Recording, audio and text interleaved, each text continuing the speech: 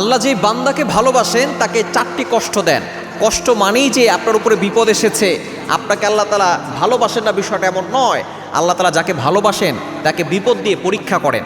সুতরাং যদি আপনার ভিতরে এই কষ্টগুলো থাকে, মনে করবেন যে আল্লাহ আপনাকে ভালোবেসেই এই কষ্টগুলো দিয়েছেন, এই কষ্ট বেশি দিন থাকবে না। কেননা দুঃখ কষ্ট চিরস্থায়ী নয়।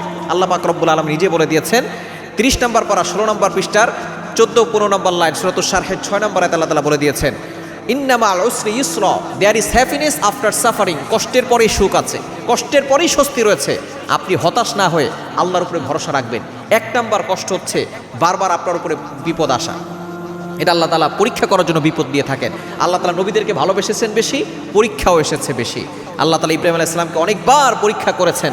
আমাদের নবী সাল্লাল্লাহু আলাইহি সাল্লাম তার মতো শ্রেষ্ঠ নবী আর হতে পারে না, তার উপরেও কিন্তু বিপদ এসেছে, ঠিক কিনা? সুতরাং বিপদ আসলে হতাশ হওয়া যাবে না। আল্লাহ পাক রব্বুল আলামিন নিজে বলে দিয়েছেন 20 নম্বর পারা 15 নম্বর পৃষ্ঠার 10-11 নম্বর লাইনগুলোতে সূরা আনকাবুতের 2 নম্বর আয়াতে আল্লাহ বলছেন, আহাসিবান নাস আইয়ুতরাকু আইয়াকুলু আমান্না ওয়া হুম লা ইফতানুন।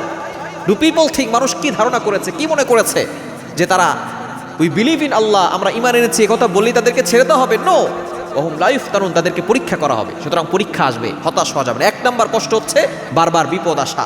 বারবার বিপদ আসলে আপনি হতাশ হবেন, আল্লাহর উপরে ভরসা রাখবেন।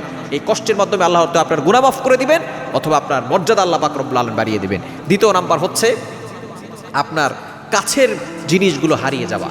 মানুষের কাছের জিনিস হারিয়ে আল্লাহ পাক রব্বুল আলামিন বান্দাকে পরীক্ষা করেন। কাছের জিনিস হয়তো আপনার কাছের মানুষটা দুনিয়া থেকে বিদায় নিবে, অথবা আপনার প্রিয় জিনিসটা হারিয়ে যাবে। এটা হচ্ছে আল্লাহ পাক রব্বুল আলামিনের পক্ষ থেকে অন্যতম একটা পরীক্ষা। এবং 3 নাম্বার হচ্ছে যখন আপনার ভিতরে একাকিত্ব লাগবে, যে আপনার আশেপাশে কেউ নাই, এটাও কিন্তু একটা বড় পরীক্ষা।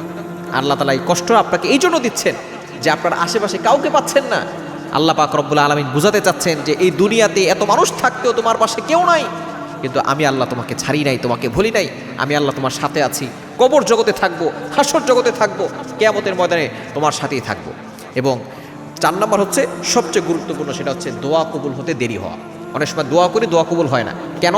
আপনি যে আল্লাহকে ডাকছেন, এই ডাক আল্লাহর কাছে পছন্দ হয়েছে। আপনাকে দিলে তো আপনি আর ডাকবেন না। এই জন্য আল্লাহ পাক রব্বুল আলামিন চান যে এই বান্দা আরও ডাকুক, এই বান্দার ডাক আমার কাছে ভালো লাগে। এই জন্য আল্লাহ পাক রব্বুল আলামিন দোয়া কবুল করতে একটু দেরি করে।